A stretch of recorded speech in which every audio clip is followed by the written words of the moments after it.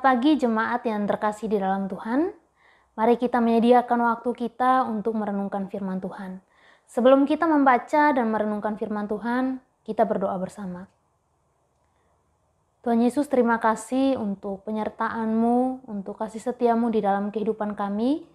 Bersyukur untuk pagi ini Tuhan boleh membangunkan kami dengan tubuh yang sehat, dengan kekuatan yang baru. Sebelum kami menjalani aktivitas kami hari ini, kami mau membaca dan merenungkan firman-Mu. Tuhan tolong sehingga kami dapat mengerti dan memahami akan apa yang Engkau sampaikan kepada kami melalui firman Tuhan hari ini Tuhan.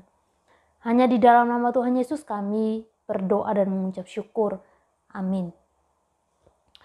Bapak Ibu, renungan kita pada pagi hari ini saya ambil dari Yosua pasal 1 ayat 1 sampai 18.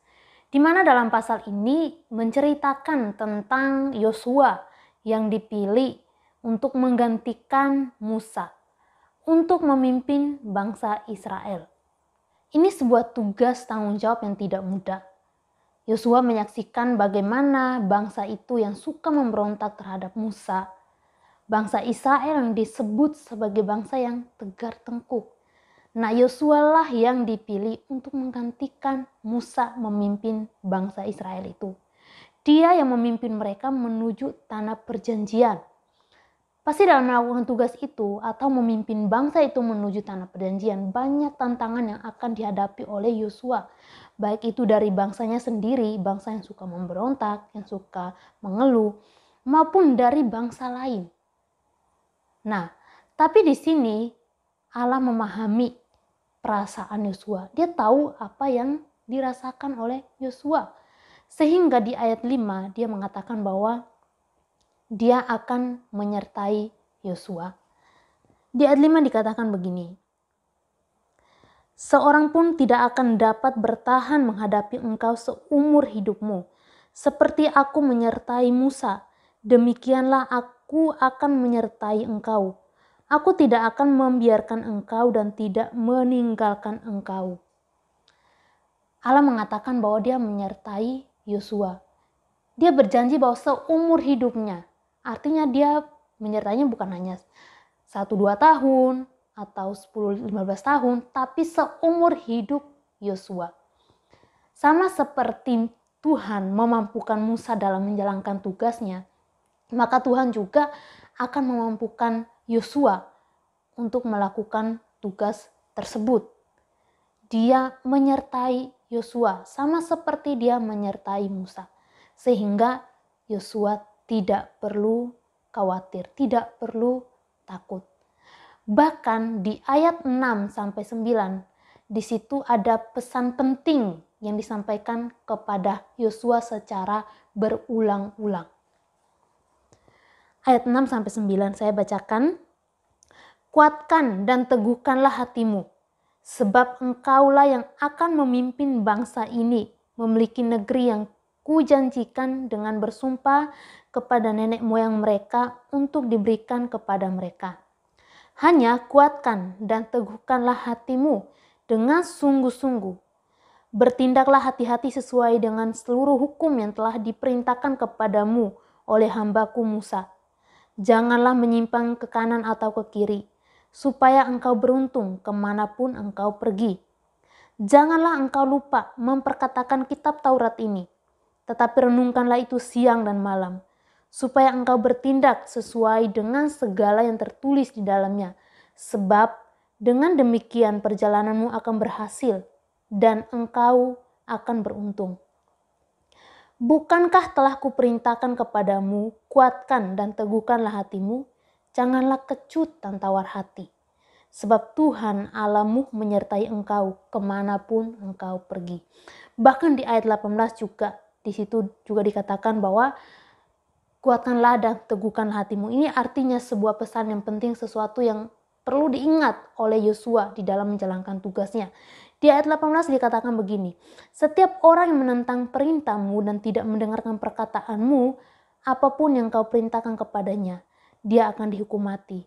Hanya kuatkan dan teguhkanlah hatimu. Allah memberitahu Yosua untuk tidak perlu takut, tidak perlu tawar hati. Dia berpesan kepada Yosua bahwa teguhkanlah dan kuatkanlah hatimu. Setiap kali Allah mengatakan hal tersebut, ia selalu memberi alasan mengapa Yosua harus kuat. Ya karena dia menyertai Yosua. Dia tidak pernah meninggalkan Yosua. Dia juga berpesan supaya Yosua tetap berpegang kepada firman Tuhan. Tetap berpegang kepada perintah pesan yang telah disampaikan Tuhan kepada Yosua. Bapak Ibu, mungkin kita pernah mengalami apa yang dialami oleh Yosua. Ketika kita menghadapi sebuah tantangan, ada rasa takut, tawar hati, kekhawatiran yang secara berlebihan. Kita mungkin bertanya kepada diri kita sendiri, kira-kira saya bisa tidak melewati tantangan ini, melewati pergumulan ini. Kita ingat pesan yang disampaikan Tuhan kepada kita melalui firman Tuhan hari ini. Kuatkanlah dan teguhkanlah hatimu. Kenapa kita harus kuat? Tidak perlu takut, karena Allah menyertai kita. Dia selalu bersama dengan kita dan tidak pernah meninggalkan kita. Kalau Allah menyertai kita di tahun 2021, kita dapat melewati tahun 2021, maka kita juga percaya bahwa Tuhan juga akan tetap menyertai kita di tahun 2022. Mungkin di tahun 2021 kita mengalami banyak pergumulan di dalam kehidupan kita. Dalam pekerjaan mungkin kita kehilangan pekerjaan, kita kehilangan anggota keluarga kita mengalami pergumulan dalam kesehatan kita, sakit. Tetapi kita ingat bahwa Tuhan tetap menyertai kita bersama dengan kita. Maka Tuhan yang sama juga akan tetap bersama dan menyertai kita di tahun 2022. Mari kita tetap percaya, bersandar kepada Tuhan. Karena Dia tidak pernah meninggalkan kita. Apapun yang kita hadapi ke depannya, kita percaya bahwa pergumulan yang kita hadapi, tantangan yang kita hadapi, itu kita dapat melewati semua itu. Karena apa? Kita punya Tuhan. Bapak Ibu, biarlah firman Tuhan hari ini menolong kita untuk tetap kuat ketika kita menghadapi pergumulan, persoalan hidup di dalam kehidupan kita. Mari kita berdoa. Tuhan, terima kasih untuk kasih setiamu, terima kasih untuk perlindungan pemeliharaan Tuhan di dalam kehidupan kami. Tolong kami Tuhan, sehingga ketika kami menghadapi tantangan, pergumulan, Tuhan tolong sehingga kami tetap percaya kepada Tuhan dan tetap bersandar kepada Tuhan, dan kami tetap memiliki sebuah keyakinan bahwa Engkau adalah Tuhan yang selalu menyertai kami. Terima kasih Tuhan, di dalam nama Tuhan Yesus kami berdoa, amin.